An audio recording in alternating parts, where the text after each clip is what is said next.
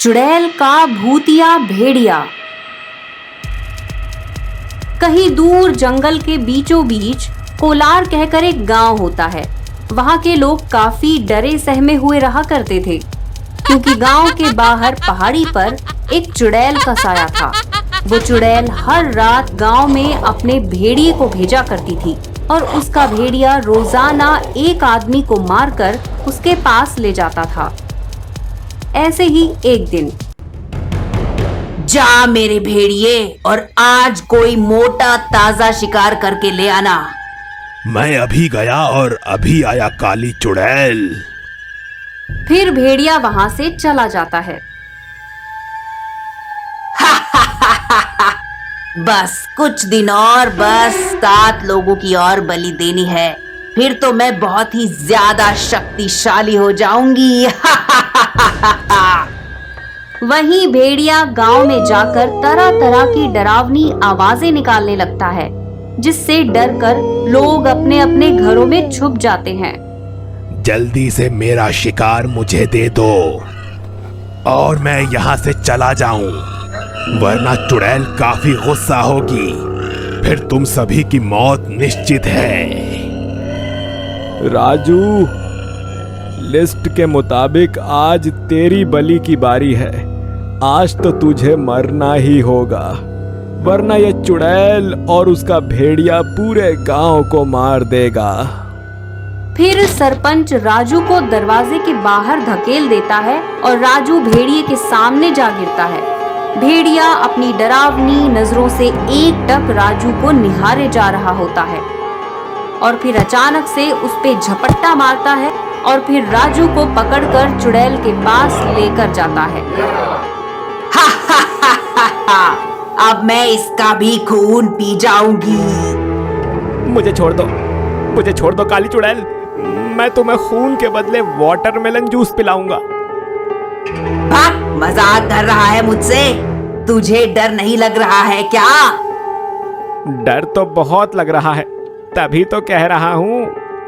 तभी चुड़ैल राजू के गर्दन पर काट कर उसका सारा खून पी जाती है और राजू मर जाता है। इसी तरह चुड़ैल गांव के बाकी लोगों के साथ भी किया करती थी, जिससे गांव के लोग काफी परेशान हो गए थे और उनमें चुड़ैल का खौफ हो गया था। रोजाना भेड़िया गांव में आता था और किसी ना किसी को उठाकर ले जाता था, और अगर गांव वाले उसका विरोध करते तो भेड़िया उनको भी हानि पहुंचाता था। फिर एक दिन गांव के सभी लोग एक जगह इकट्ठा होते हैं। क्या हुआ सरपंच साहब, आपने हमें यहाँ क्यों बुलाया? वैसे भी गांव में भेड़िया का खौफ है। चिंता ना करो, भेड़िया और वो चुड़ैल दिन में कुछ नहीं कर सकते। जो करेंगे रात को ही करेंगे। बात क्या है सरपंच जी, वो तो बताओ। भेड़िए को पकड़ना है। अगर भेड़िया मारा जाएगा तो चुड़ैल अपने आप नष्ट हो जाएगी। तभी सभी डर जाते हैं। डरो नहीं, ये काम कभी ना कभी तो करना ही है ना, वरना पूरा गांव तबाह हो जाएगा। फिर सरपंच सभी को अपना प्लान बताता है। सरपंच जी, आपके कहने पर हम ये काम तो कर देंगे, लेकिन हमारे परिवार और हमें कुछ नहीं होना चाहिए। चिंता ना करो। फिर सभी गांव वाले बेसब्री से रात होने का इंतजार करने लगते हैं, और जैसे ही रात के समय भेड़िया आता है तो अचानक से भेड़िए के ऊपर एक पिंजरा आकर गिर जाता है और वो उसमें कैद होकर जोर जोर से चिल्लाने लगता है। तभी गांव के सभी लोग अपने घरों से बाहर आ जाते हैं। सरपंच जी, हमें इसे छोड़ देना चाहिए, वरना ये हमें मार डालेगा। मुझे छोड़ने के बाद ही तुम लोग मरोगे। हम इसे नहीं छोड़ेंगे, चाहे कुछ भी हो जाए। सरपंच साहब, इसे गोली मार देते हैं, ये मर जाएगा। तभी सरपंच एक जलती हुई मशाल लाकर उस पिंजरे को आग लगा देता है और आग के कारण देखते ही देखते भेड़िया जलकर राख हो जाता है। और जैसे जैसे भेड़िया जलता वैसे वहां चुड़ैल भी तड़प कर भस्म हो जाती है।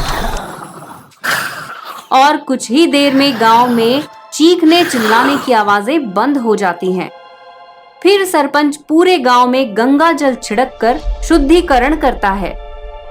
अब तुम सभी को डरने की जरूरत नहीं है। अब वो चुड़ैल कभी नहीं आ पाएगी।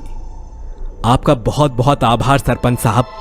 आप ना होते तो हम कभी चुड़ैल के प्रकोप से नहीं बच पाते। हाँ सरपंच जी, आपका बहुत बहुत शुक्रिया। इसी तरह सब सरपंच का आभार मानते हैं। जीवन में बहुत बड़ा कदम उठाने के लिए सबसे पहले कदम बढ़ाना जरूरी है। जैसे यदि सरपंच आवाज ना उठाता तो चुड़ैल और उसका भेड़िया कभी मर नहीं पाते और लोगों की जान इसी तरह जाती रहती। क्या आपने कभी किसी चीज को बात करते हुए सुना है? अगर नहीं सुना है और सुनना चाहते हैं तो कमेंट करके हमें बताइए।